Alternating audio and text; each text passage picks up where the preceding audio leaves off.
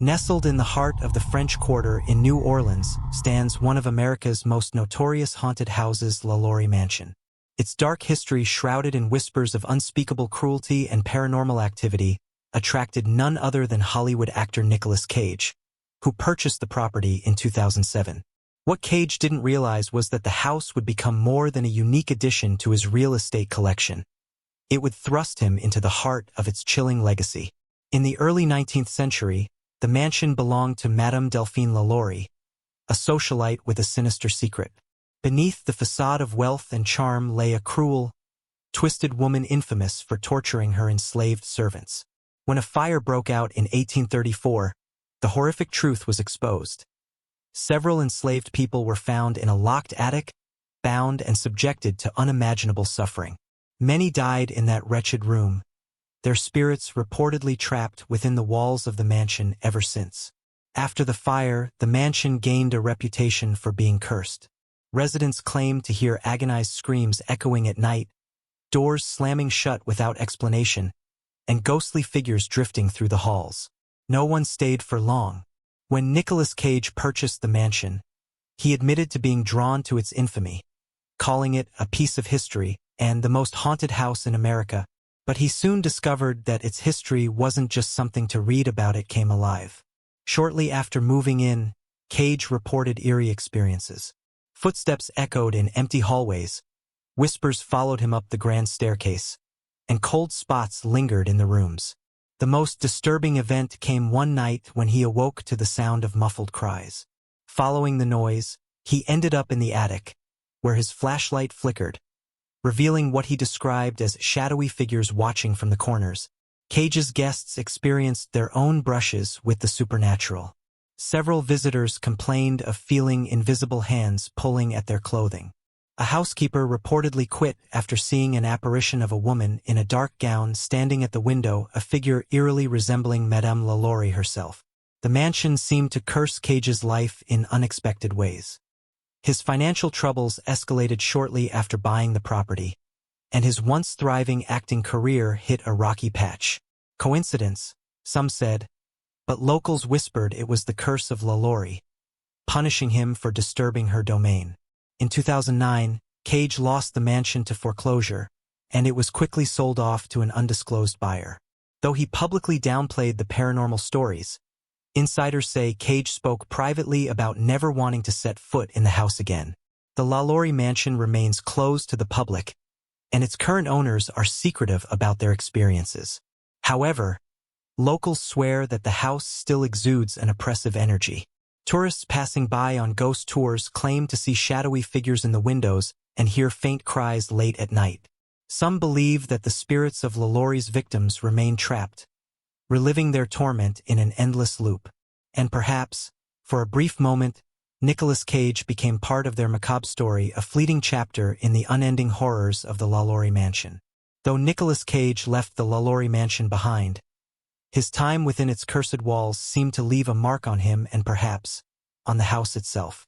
In interviews following the foreclosure, Cage hinted at experiences he couldn't quite explain but never fully elaborated. Insiders claimed that he refused to discuss the mansion publicly, as if the very mention of it might reignite whatever dark energy he had encountered. But rumors continued to swirl. A leaked account from one of Cage's former assistants described a particularly harrowing night. The assistant claimed that during a small gathering, Cage became agitated, insisting he could hear someone screaming upstairs. When the others insisted they heard nothing, he reportedly stormed off to the attic. Moments later, a crash echoed through the house, and the group found Cage sprawled on the floor, his face pale, muttering, "She's still here." Long after Cage departed, the mansion continued to radiate its malevolence. Workers hired by the new owners spoke of tools disappearing, icy drafts sweeping through sealed-off rooms, and faint whispers that seemed to follow them throughout the house. One contractor swore he saw a pair of ghostly eyes watching him from a cracked mirror in the parlor, only to vanish when he turned around. The attic, however, remained the epicenter of the hauntings.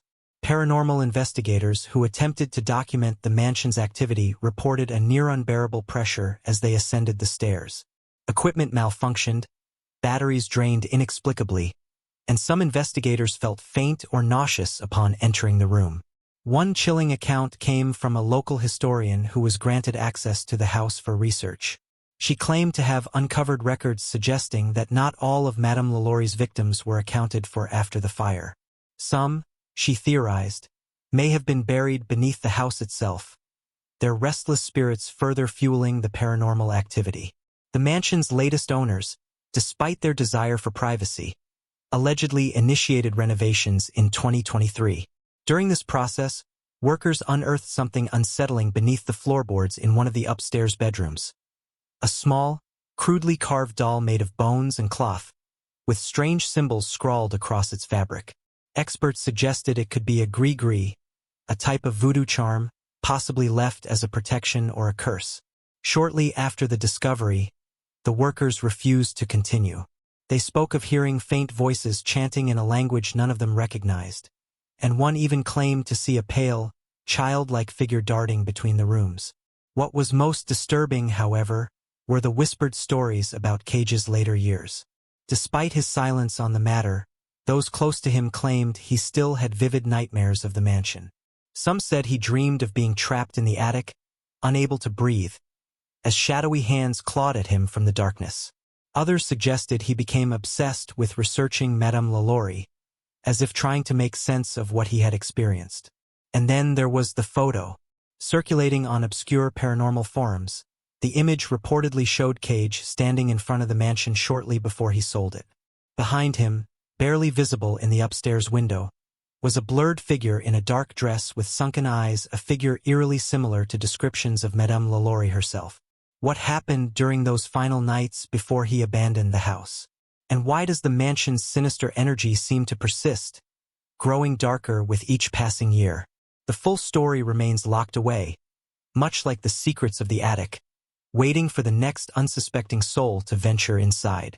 Don't forget to subscribe and like if you liked this story. The mansion, now standing in eerie silence, seemed to grow more defiant with time. Its shutters would rattle violently on windless nights, and the air around the property carried a heaviness that made even seasoned locals cross the street rather than walk by. Some began to whisper that the house had developed a consciousness of its own, a malignant presence feeding on fear, sorrow, and curiosity. In 2024, the new owner's wealthy but secretive individuals rumored to dabble in the occult decided to invite a renowned paranormal team to investigate the property. They sought not only to document the activity but to uncover the source of the mansion's malevolence. The team arrived with state-of-the-art equipment, thermal cameras, electromagnetic field detectors, and specialized microphones designed to pick up even the faintest whispers of the unseen. The lead investigator, Dr. Evelyn Marks, was a no-nonsense skeptic with years of experience debunking so-called haunted locations. She intended to do the same with LaLaurie Mansion. On the first night, the team set up their base in the grand ballroom, a room eerily untouched by time. Despite its ornate chandeliers and polished floors, the air was unnervingly cold. As they calibrated their equipment, faint footsteps echoed from the hallway, steady, deliberate, and approaching. Dr. Marks called out, expecting to find one of her team members, but no one answered. The footsteps stopped just outside the ballroom door. When she opened it, she was met with an empty corridor and the distinct smell of charred wood and burned flesh. As the hours passed, the team began to experience phenomena they couldn't explain. Thermal cameras captured fleeting, humanoid shapes darting across the attic, despite the room being empty. Audio recorders picked up faint, agonized wails that grew louder the closer they were to the attic stairs. Then came the voice. One of the junior investigators, a man named Sam, froze during a routine EVP session in the upstairs hallway. His face went pale as he stared into the dark void of the attic door. When asked what was wrong, he whispered, "She's calling me." Before anyone could stop him, Sam began walking toward the attic. His movements were stiff, mechanical, as though he were being pulled by an unseen force. The team rushed to grab him, but as they did, the attic door slammed shut with a deafening bang. It took nearly 10 minutes to pry the door open.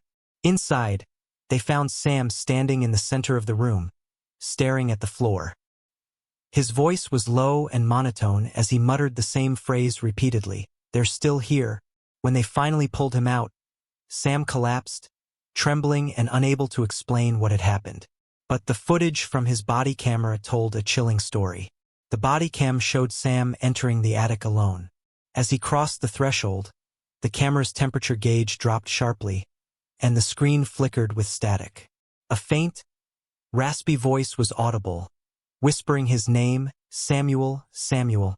The screen then went dark for several seconds, and when it returned, shadowy figures surrounded him. They were barely visible, their forms shifting as though they were made of smoke.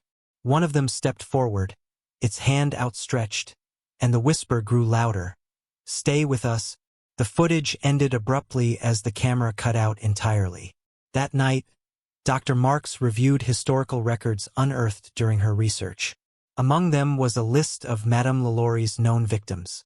What stopped her cold was the name of a young boy, aged 14, who had disappeared from the mansion in 1833. His name was Samuel. Was the house recreating its torments, luring the living into the roles of the dead? Or had something even darker taken root in the mansion, something that transcended time? The team decided to leave the house the next morning, but something about the attic seemed to cling to them. Their cameras malfunctioned, their vehicles wouldn't start, and one of the investigators woke in the middle of the night screaming about, eyes watching from the walls, and as they finally drove away, one of them turned back for a final glance.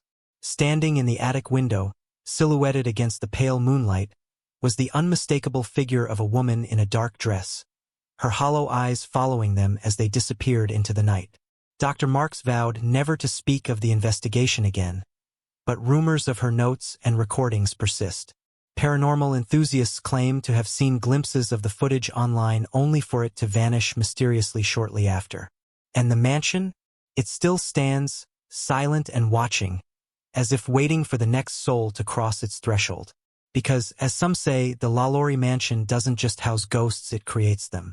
Months after the investigation, strange occurrences began to ripple through the French Quarter.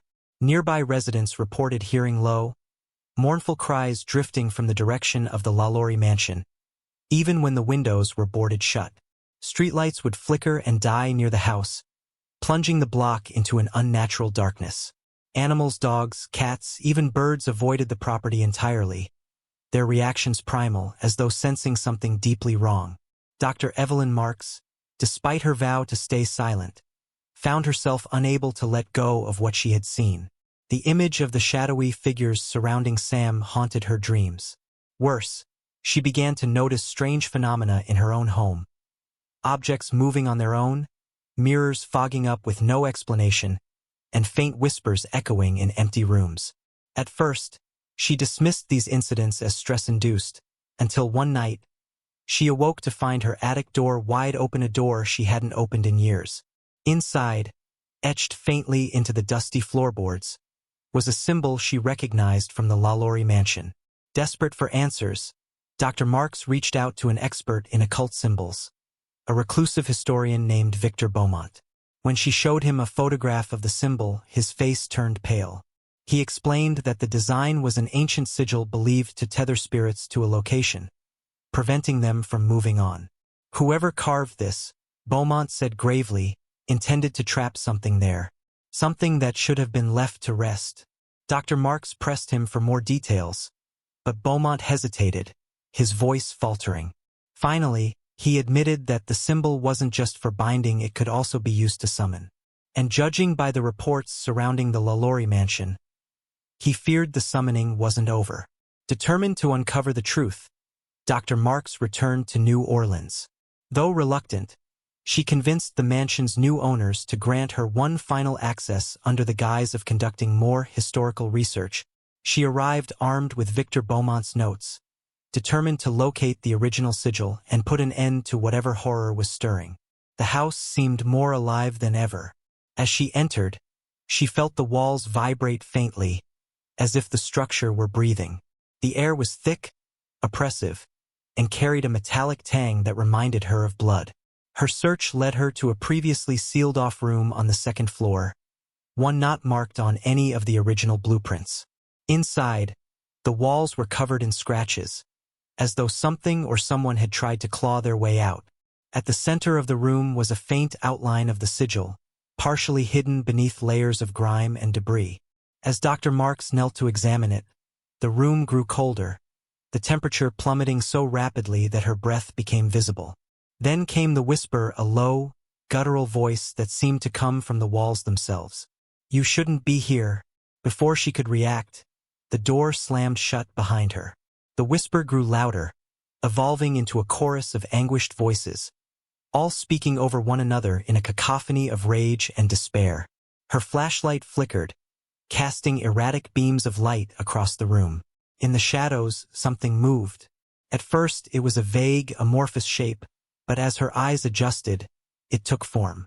A figure, tall and skeletal, emerged from the darkness, its face obscured but its eyes glowing with an unnatural light. The voices seemed to emanate from it, their collective pain radiating through the room. Dr. Marks stumbled backward, clutching Victor's notes as if they were a shield. The figure reached out, its bony hand inches from her face, when a sudden gust of wind tore through the room, scattering debris and extinguishing her flashlight entirely. In the pitch-black silence that followed, a single voice broke through the darkness. "She's not done with us." Dr. Marks woke hours later on the front steps of the mansion, disoriented and clutching the torn remnants of her notes. The sigil, now glowing faintly, burned in her mind. Whatever force resided in the LaLaurie Mansion was growing stronger, its reach extending beyond the house itself. Back in her hotel room, she found a message scrawled across her bathroom mirror in a dripping, red substance that wasn't paint. "You brought her back." What or who had Dr. Marks accidentally unleashed? And why did the mansion seem more active than ever before, as if the house itself were preparing for something? The LaLaurie Mansion's true horror was only just beginning to reveal itself, and for those connected to it, escape might no longer be an option. The LaLaurie Mansion stood ominously against the New Orleans skyline, its windows dark, like eyes watching in silence. As Dr. Evelyn Marks paced the floor of her hotel room, she couldn't shake the feeling that she had crossed a line that could never be undone. The whispers that had haunted her were only growing louder, and the vision of that shadowy figure in the room was seared into her mind. She had awoken something that had been buried for over a century, and now it was stirring in ways she couldn't yet understand.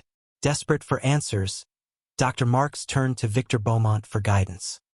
He agreed to meet her, warning that the entity in the mansion was not something of this world, but something tied to the deepest and darkest corners of human suffering, a force born from the unrelenting torment Madame LaLaurie had inflicted upon her victims. The sigil, Beaumont explained, wasn't just to trap the souls of her victims. It was a doorway, a thin veil between our world and something much older. Madame LaLaurie didn't just seek power, she sought to summon an entity that could grant her immortality. But it came with a cost. The entity wasn't bound by time, and over the years, it had grown stronger, feeding off the pain, fear, and the souls trapped within the mansion. Now, with the sigil disturbed and the veil weakening, the entity was waking up, and it was angry. When Dr. Marks returned to the mansion with Beaumont in tow, the house seemed to resist them. The air was thick with an unnatural heaviness, and even the bravest of their team was on edge. The mansion creaked and groaned as though it were alive and aware of their presence. Beaumont led them up to the second floor, where they had discovered the hidden room. This time, the sigil was glowing faintly beneath the grime and dust, as though it were alive, pulsing with an energy that made the hairs on the back of Dr. Marks's neck stand on end. The walls were still scratched with marks, and the room felt colder than ever before. "This is it," Beaumont whispered. "The doorway is here. It needs to be sealed before it can consume everything." But before they could act, the air grew heavier, and the whispers began again, louder, more frantic. The shadowy figure from Dr. Marks's previous encounter reappeared, its outline emerging from the darkness in the far corner of the room. Its eyes glowed like coals, its form stretching and twisting unnaturally. As it stepped forward, the ground trembled beneath their feet. The figure spoke, its voice a low, guttural growl. "You dare interfere?" Beaumont raised his hands, muttering incantations in a language Dr. Marks didn't recognize. But the figure laughed, a sound that rattled the very foundation of the house. The sigil on the floor flared, brighter and more intense than before, and a dark force surged through the walls, knocking them both to the ground. Dr. Marks struggled to stand, her heart racing. The entity's presence was overwhelming now, its shadow swallowing the room. She knew Beaumont's attempts to banish it weren't working. She had no choice but to follow the only lead they had, the sigil. "Victor!" she shouted, grabbing his arm. "We need to reverse it. We need to undo the summoning." Beaumont, now gasping for breath, nodded grimly. "It can be done, but it will require a sacrifice. We need to bind the entity back to the house, sealing it forever. If we fail, if the sigil is incomplete, it will consume everything in its path." The shadow figure lunged toward them, its eyes burning with fury. Dr. Marks knew they had only one shot.